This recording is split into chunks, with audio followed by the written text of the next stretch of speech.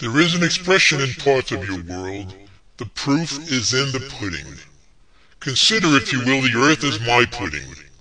You would have to be totally without any sense not to see that all aspects of creation are rife with colors, textures, sounds, size, smell, and other physical attributes, both within the same species and between different species.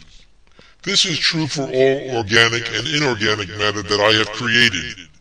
I have done this to have my creations adapt to their environment and also provide aesthetic pleasures to all mankind. Even within families, diversity exists. Has no one noticed the differences between brother and brother, sister and sister, and even identical twins?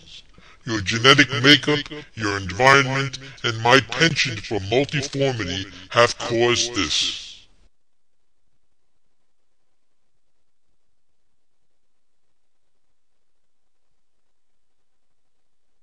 Beyond these obvious physical differences, the diversity of thinking, religious beliefs, and language has been the source of some of your greatest conflicts.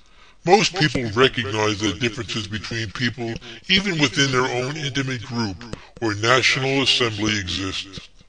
Some are more articulate, stronger, better craftsmen, more compassionate, and the list continues. This is necessary to accomplish the many demands of life. This was my plan. People with less intelligence, physical handicaps, unpleasant natures, and the like are accepted by most as part of the society. But if you look a great deal differently than others, or if your core beliefs and values vary greatly from others, or if another's religion is foreign to your ear, then this is perceived as imminent trouble.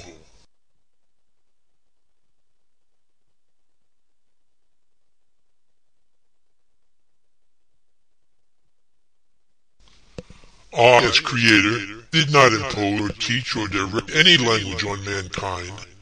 Examine the animal kingdom, and you will find they do not have language, but still communicate through sounds, gestures, and even through certain behaviors that I have genetically encoded in them in order to survive. As different areas of man formed, they had the capacity to think and speak. The rudimentary beginnings of language was developed. As man advanced, his language became more systematic and refined.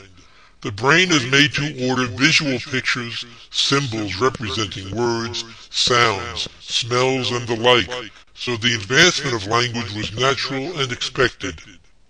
You can plainly see that where people live in close proximity, their language is similar, save some dialectic differences. Even bordering nations have distinct languages, but may share words with neighboring countries.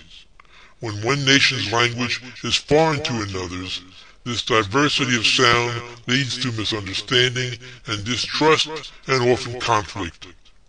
A universal language would make the greatest sense in your complicated world of today, but at this time, the selection of a universal language or the invention of a new language for all people of the world would create too much change to your institutions and offend the nationalistic pride of much of the populace. These are poor excuses not to have a universal language, when the reward for having one would be greater understanding of people of the world. It has always amazed me to observe that if people speak a different language than your own, then that person is considered ignorant and inferior by you.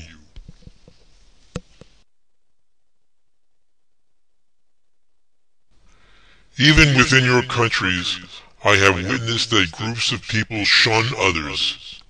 People immigrating to a new country find themselves forming their own foreign homelands on new soil. The most successful immigrants are always those that learn customs, language, and the fine nuances of their new culture. As generations pass, most become fully assimilated into the new culture, but still the foreign roots from generations ago serve as a source of prejudice in many people. This is not my way, and this concerns me greatly. A number of institutions of learning have introduced classes to teach cultural diversity in hopes that understanding would lead to harmony. It does if the learner has an open mind. There are people who appreciate those of other races, faiths, or nations to the point of holy union. Interracial marriages, interfaith marriages, and total acceptance of all people are the only roads to peace on earth. In the future, this will be a non-issue. Today, it is reason for conflict. All religions and cultures have symbols to which they identify and values by which they live. I see far too often that the symbols and the values honored are reserved only for those within the culture. The treatment of people of different religions or cultures is odious.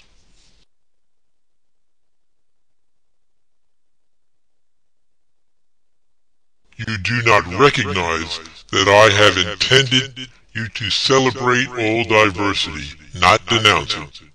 I have made every creature on your earth with his own unique genetic code, which your scientists have only recently uncovered. In the case of mankind, every person has his own unique fingerprints and voice pattern. I have made every ice crystal with a unique geometric pattern.